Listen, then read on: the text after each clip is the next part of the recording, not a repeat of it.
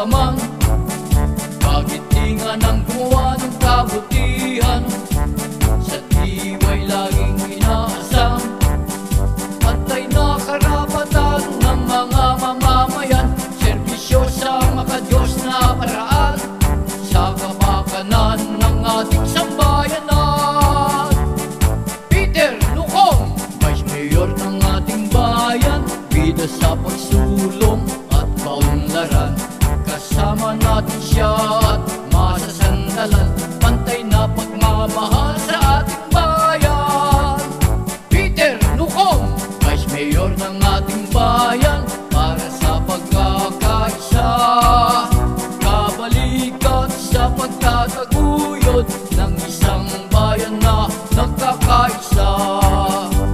Sa puso ay may pagmamahal, karangalan ang maglingkod sa bayan. Sa isip at sa gawa pa man, bakit di nga nang gumawa ng kabutihan?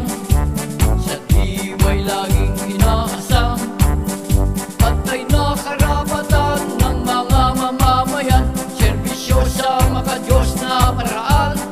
Sa kapakanan ng ating sambayanan.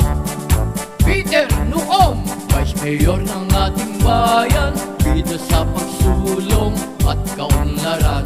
Kasama natin siya at masasandalan. Pantay na pagmamahal sa ating bayan. Peter Lucong, Vice Mayor ng ating bayan. Para sa pagkakaisa, kabalikat sa pagtataguyod ng isang bayan na nagkakaisa. Kabalikat sa pagtataguyod ng isang bayan na nagkakaisa. Sa puso ay may pagmamahal, karangalan ang maglingkod sa bayan. Sa isip at sa gawa pa man, bakit di nga nang gumawa ng kabutihan? Sa diway laging inaasam. Pantay na karapatan ng mga mamamayan. Serbisyo sa makadiyos na paraan. Sa kapakanan ng ating sambayanan.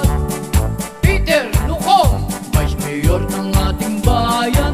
Bida sa pagsulong at kaunlaran. Kasama natin siya at masasandalan. Pantay na pagmamahal sa ating bayan. Peter Lucong, Vice Mayor ng ating bayan. Para sa pagkakaisa, kabalikat sa pagtataguyod ng isang bayan na nagkakaisa. Sa puso ay may pagmamahal, karangalan ang maglingkod sa bayan. Sa isip at sa gawa pa man, bakit di nga nang gumawa ng kabutihan? Sa diway laging inaasam. Pantay na karapatan ng mga mamamayan. Serbisyo sa makadiyos na paraan. Sa kapakanan ng ating sambayanan. Peter Lucong, Vice Mayor ng ating bayan. Bida sa pagsulong at kaunlaran. Kasama natin siya at masasandalan. Pantay na pagmamahal sa Number ating 2, bayan. Mayor Vice Peter Lucong.